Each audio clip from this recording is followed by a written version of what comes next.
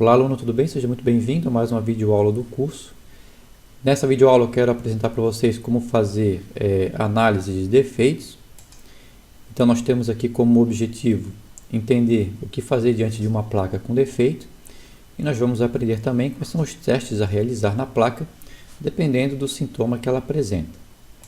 Bom, então o que a gente deve fazer diante de uma placa aí com defeito? Existem duas situações. A primeira delas, a placa não liga, ou seja, não funciona nada, o aparelho não dá nem sinal de vida. E a segunda situação, a placa liga, só que ela apresenta o código de erro. Bom, na questão da placa que não liga, nós temos algumas verificações a serem realizadas, tá, pessoal? Nós temos aqui do lado esquerdo uma placa com uma fonte chaveada, como nós já vimos, e uma placa com uma fonte linear, um pouco mais simplificada, que utiliza um transformador para baixar a tensão. Temos também, como já visto anteriormente, a fonte linear. A fonte linear ela é bem mais simples, é uma fonte que dá bem menos problema. Ok? Também para testar a fonte, essa placa, né, nós vamos utilizar a tensão alternada, medir a tensão de entrada, também aqui nesse ponto e no neutro. Ok? Chegando tensão de entrada, nós vamos verificar a tensão de saída. Vou só fazer a conexão do transformador, que para ficar mais didático. Então aqui nós temos o primário da fonte, que é conectado aqui, certo? Aqui são 220 volts, que nós vamos ter nesses dois pontos aqui. E esse transformador vai reduzir a tensão para algo em torno de 13 volts, que vai ser conectado aqui. Ok? Então, nesse ponto nós temos que ter 230, 220 volts chegando. E aqui nesse ponto, 13 volts.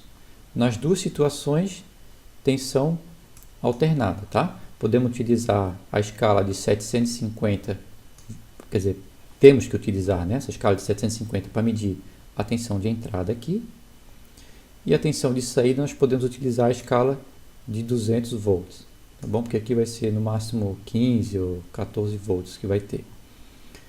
Uma vez tendo tensão na saída do transformador, isso indica que do transformador para trás está tudo certo. Ou seja, esse termistor está bom, esse capacitorzinho também está bom, o varistor está funcionando, está ok, o fusível está inteiro, ok? Porque se qualquer componente desse com defeito, a gente já não ia ter a tensão de 220 nesse ponto aqui, tá?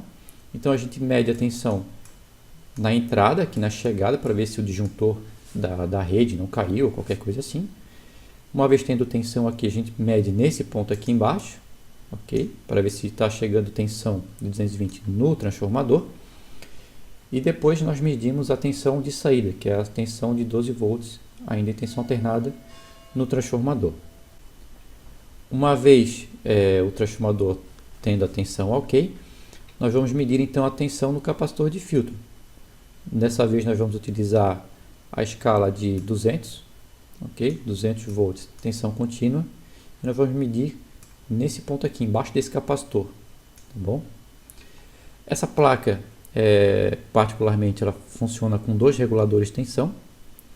Aqui nós vamos ter um 7812 e aqui embaixo o 7805, tá? Então, nessa escala de 200 volts, nós vamos medir entre o pino do meio e o pino da esquerda, aqui. Nesse caso, vai apresentar aí mais ou menos uns 16 volts, eu acredito, porque esse capacitor ele vai subir um pouco a tensão, tá bom? E na saída, exatamente 12 volts. Esses 12 volts que saem daqui, desse regulador, ele entra aqui nesse regulador de baixo, que é o 7805.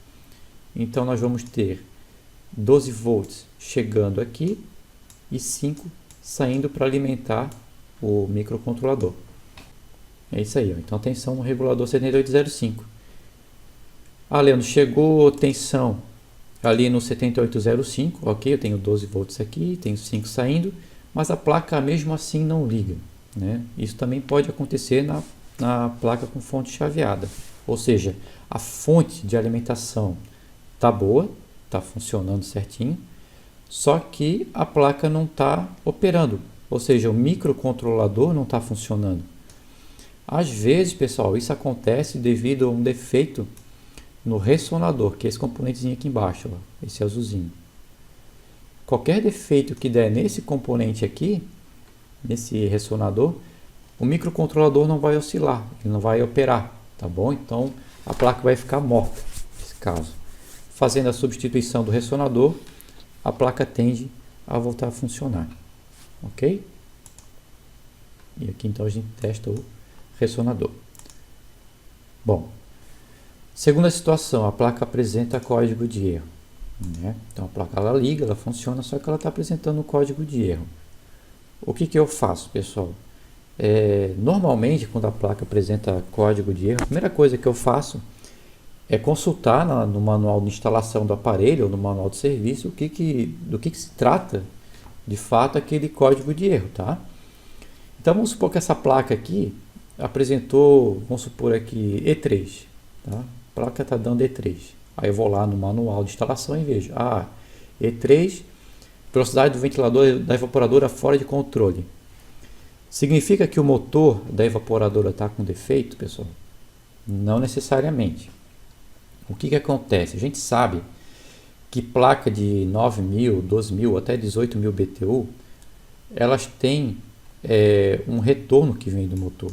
Tá? O sensor Hall manda o pulso aqui para a placa. Então, desse pino do meio aqui, ó, normalmente é o do meio, tá?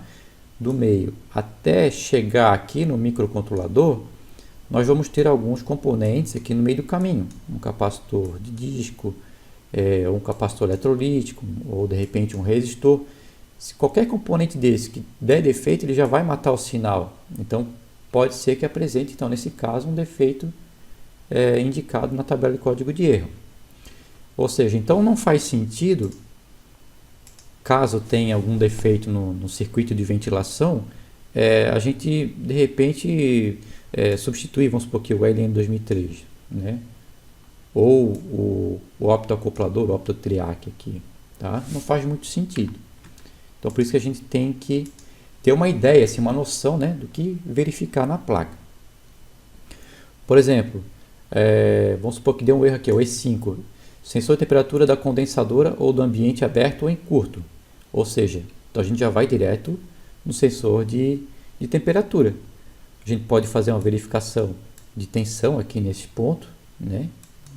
Nos conectores aqui da placa, ver se tem os 5 volts, testar também, né, os sensores, como a gente já viu, e assim por diante. Tá bom, pessoal? Então é assim que eu faço para fazer a análise da placa. Espero que tenha entendido esse vídeo. Caso tenha ficado alguma dúvida, é só mandar no e-mail. Tá bom? Um grande abraço, pessoal.